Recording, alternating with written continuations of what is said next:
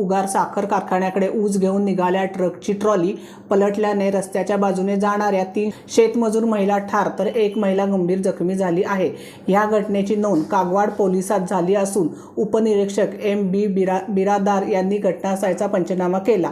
मृतात चंपा अलखा तळपट्टी वय 42, भारतीय वडाळे 38, मालू रावसाहेब ऐनापुरे 53 यांचा समावेश आहे, तर सेवक नरसप्पा नरसाई 45 या जखमी झाले असून त्यांची स्थिती चिंताजनक आहे।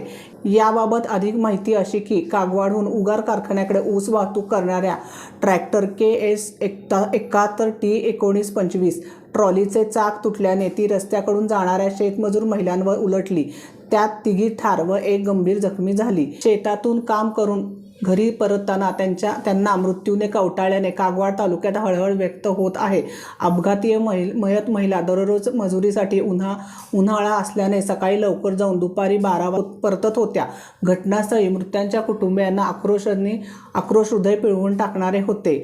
अपघाताचे वृत्त समजताच नागरिकांनी तात्काळ JCB मागून मृतांना बाहेर काढले। अपघातातील 3 मृत महिलांच्या मागे पती, मुलं, मुली, सुना, नातवंडे असा परिवार आहे। रणनीती न्यूज चॅनेलला आजच सबस्क्राइब करा आणि रहा अपडेट।